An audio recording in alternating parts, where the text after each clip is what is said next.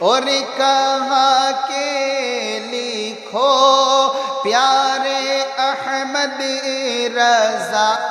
السلام علیکم ورحمۃ اللہ وبرکاتہ۔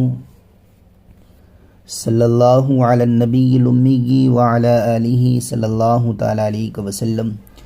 صلاۃ و سلام علیک یا رسول اللہ صلی اللہ تعالی علیہ وسلم۔ معزز سامعین و ناظرین، آج ہم نماز پڑھنے کا طریقہ بیان کریں گے۔ نماز پڑھنے کا طریقہ یہ ہے کہ باوضو قبلہ رخ دونوں پاؤں کے پنجوں میں 4 انگلیوں کا فاصلہ کر کے کھڑے ہوں اور دونوں ہاتھ کان تک لے جا کے انگوٹھے کے کان کی لو سے چھو جائیں، اور اس حال میں کہ ہتھیلیاں قبلہ رخ ہوں، پھر نیت کر کے اللہ اکبر کہتا ہوا ہاتھ نیچے لا کر ناف کے نیچے باندھ لیں اور پھر ثنا پڑھیں۔ اس کے بعد اعوذ باللہ اور بسم اللہ پڑھنے کے بعد الحمد شریف پڑھنا شروع کریں۔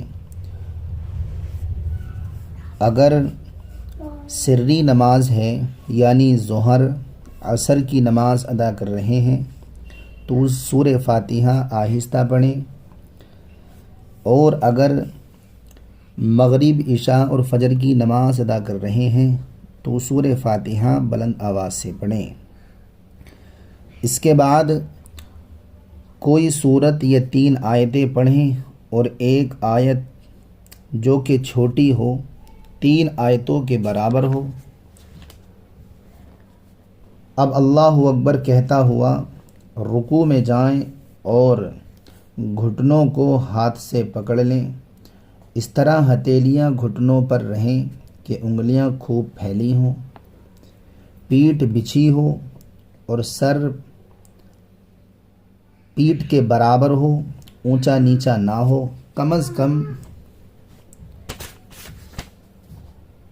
3 مرتبہ سبحان ربی العظیم کہیں، پھر سمیع اللہ لمن حمیدہ کہتے ہوئے سیدھا کھڑے ہو جائیں، اور اکیلے نماز پڑھتا ہو تو اس کے بعد ربنا لک الحمد بھی کہیں۔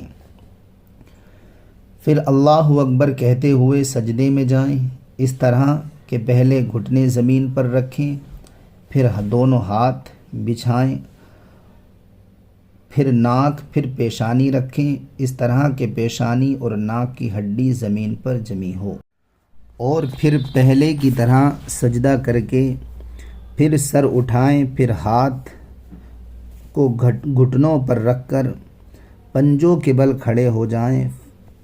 اب صرف بسم اللہ پڑھ کر قرات شروع کریں، پھر پہلے کی طرح رکوع سجدہ اور بایاں قدم بچھا کر بیٹھ جائیں اور تشہد پڑھیں۔ اس طرح نماز کا طریقہ ہے۔ آپ حضرات تشہد جو نماز کی حالت میں اتحیات پڑھی جاتی ہے، اتحیات پڑھنے کے بعد درود ابراہیم پڑھیں، اس کے بعد